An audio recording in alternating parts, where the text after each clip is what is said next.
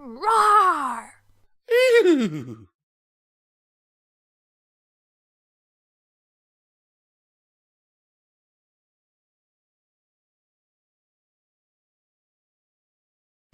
The Skyla Pseudonym by iisaw.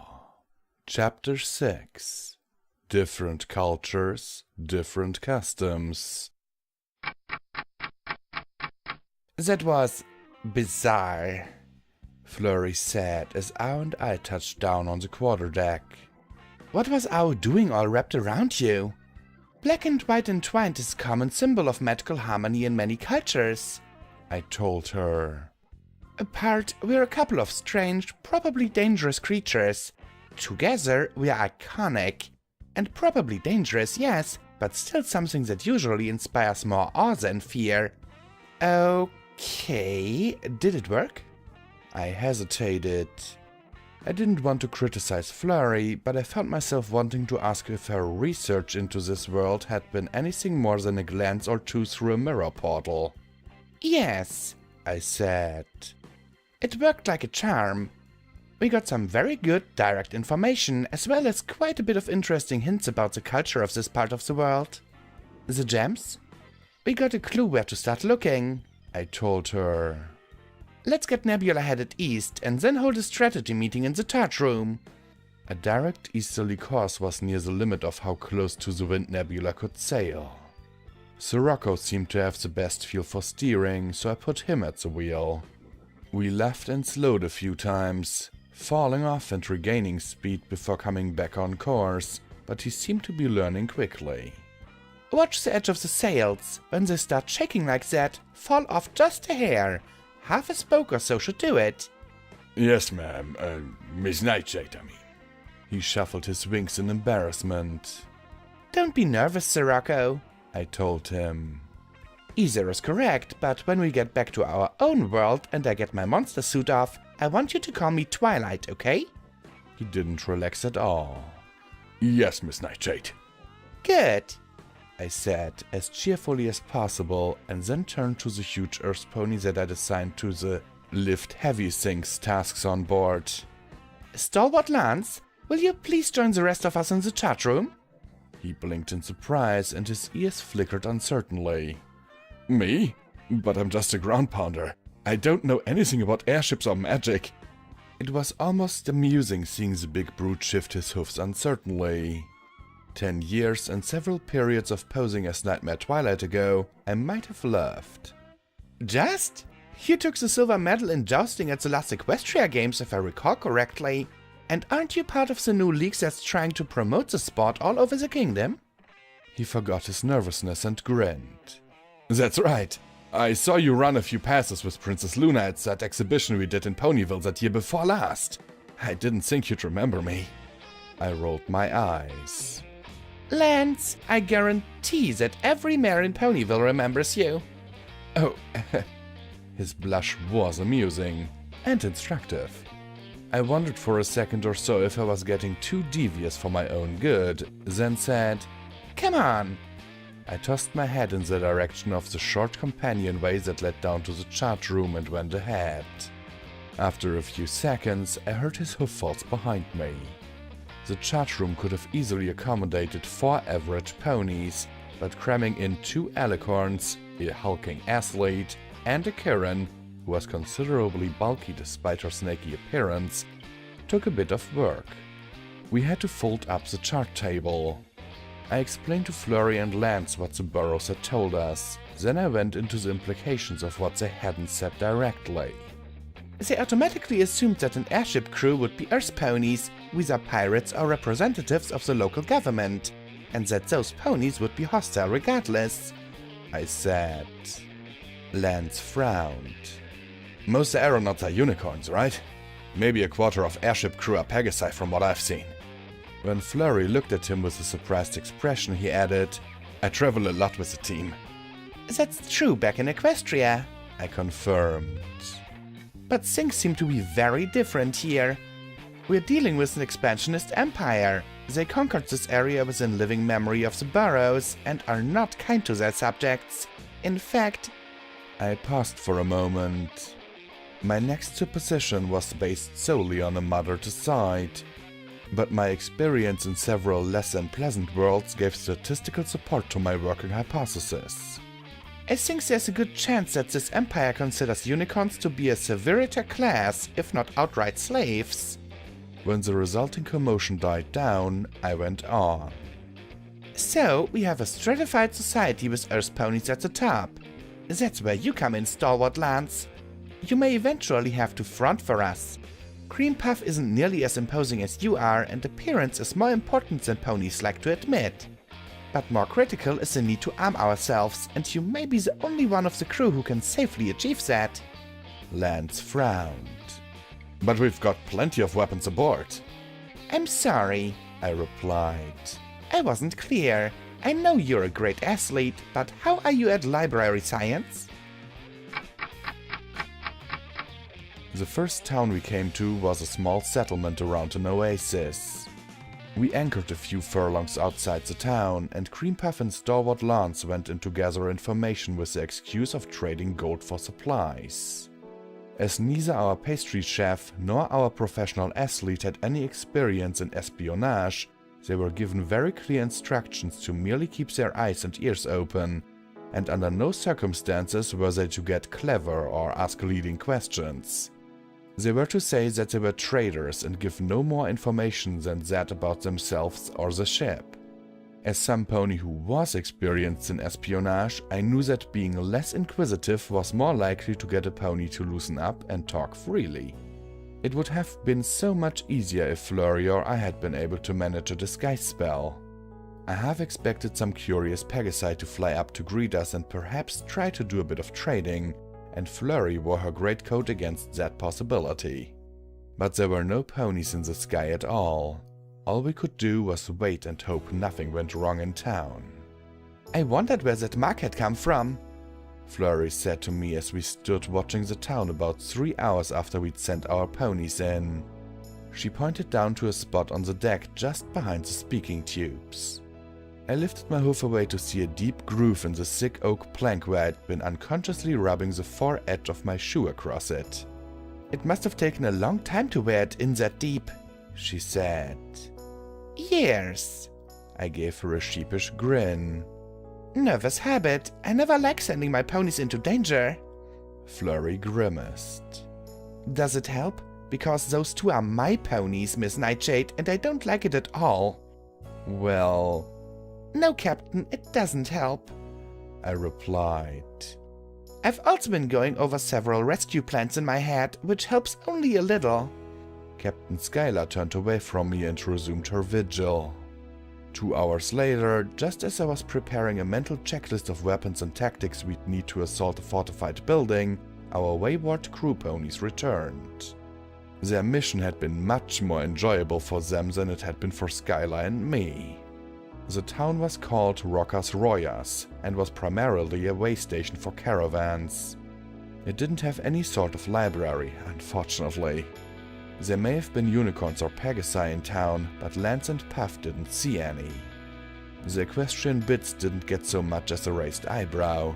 A money changer in the market quickly weighed them, checked their displacement's worthiest weight, and passed over the equivalent in local currency, 1. 1. Les's rather exorbitant fee, of course. Not much trade went on in town, but there was a small marketplace where the locals shopped, and it was there that Lance and Puff had spent most of their time. It was weird, Lance said to Skyla. One of the merchants asked what I traded, and I had no idea what to tell him, so I shrugged and said, "Oh, this and that, nothing special." He got really friendly after that. Said he'd be able to get me a good price on my cargo if I didn't feel like dodging the Imperial revenue cutters. Good, good, I said. That tells us a lot. It does? Skyla asked.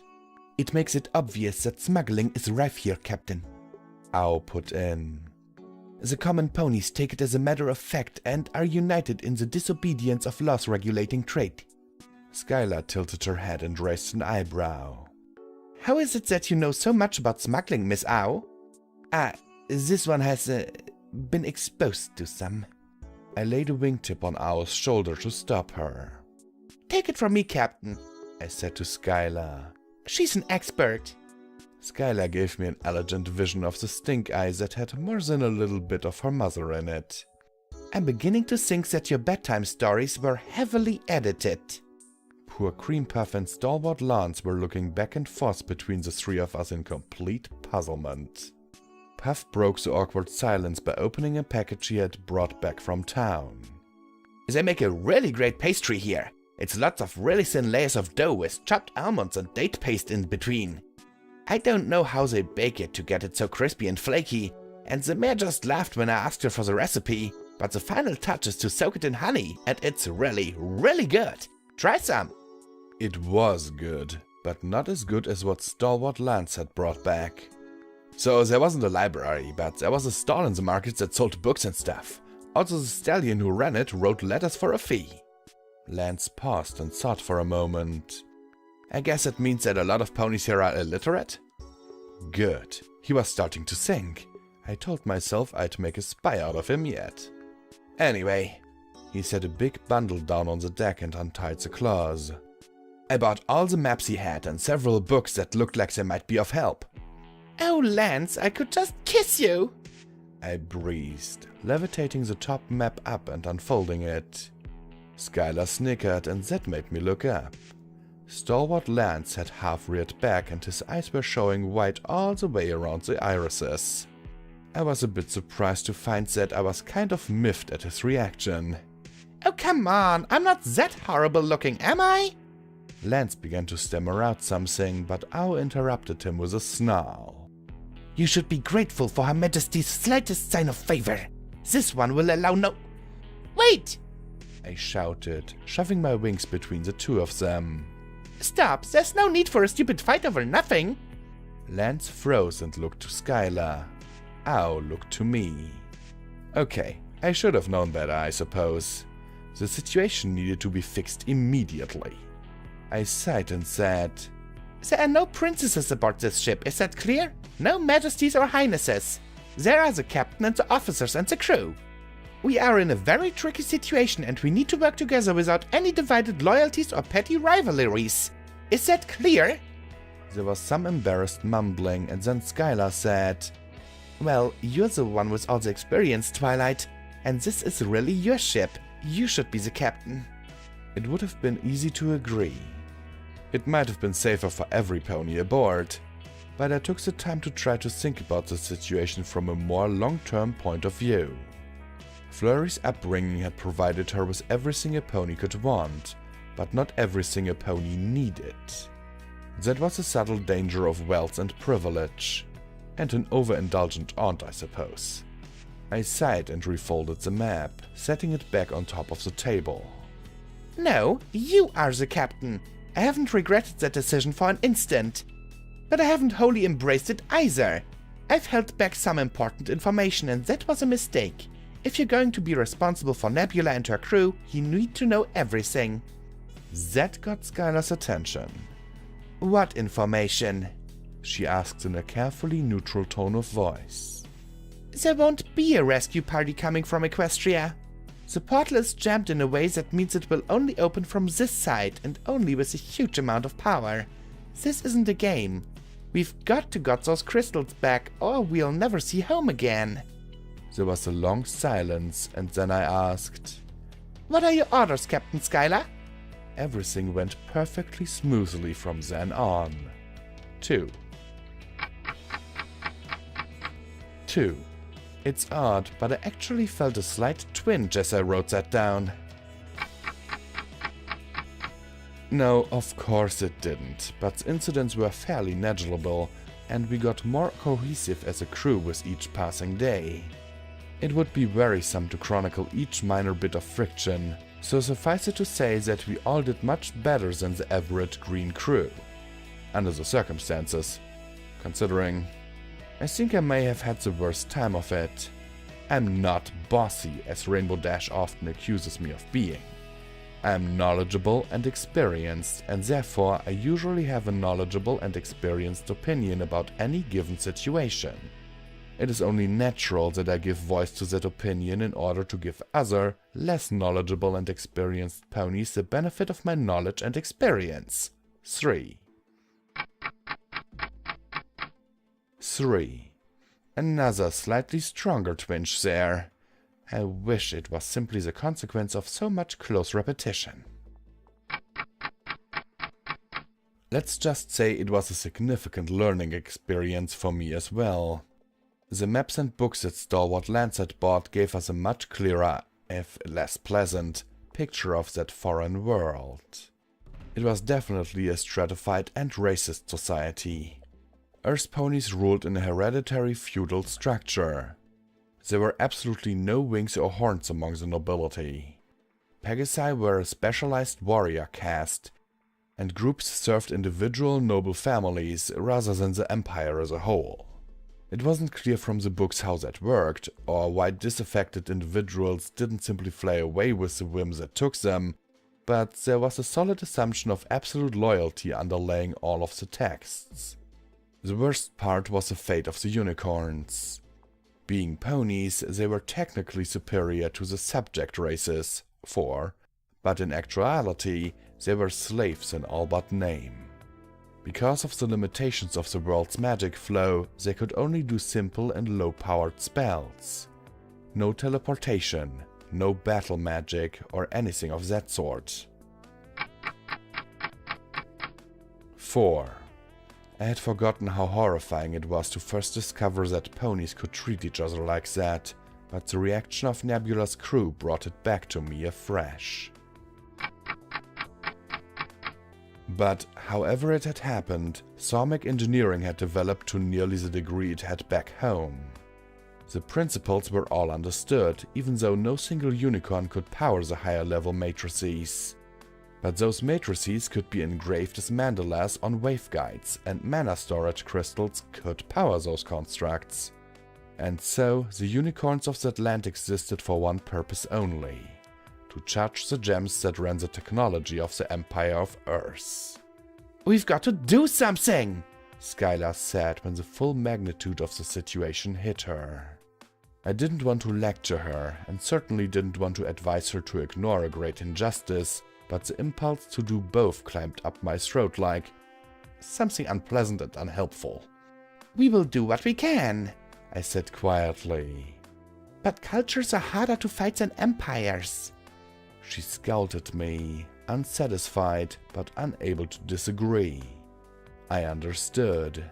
Back home, there was always something that could be done.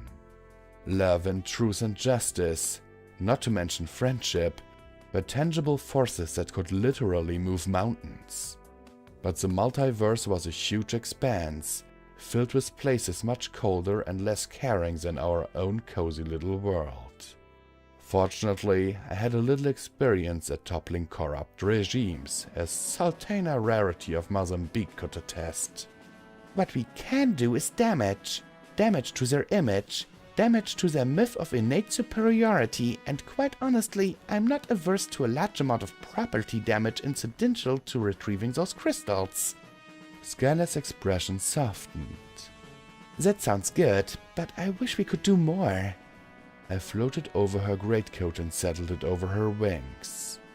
"Don't discount the ideas of our little adventure will sow in the minds of the oppressed. When a unicorn pirate captain defies the Empire of Earth, steals their treasures and kicks some rump in the process." I paused to straighten her collar and updo the gold buttons at her throat. "That is inspiring." She was grinning by the time I'd finished. "Then let us go inspire, Miss Nightshade." I snapped off the cleanest salute I think I've ever delivered in my life. "With pleasure, Captain Skyla."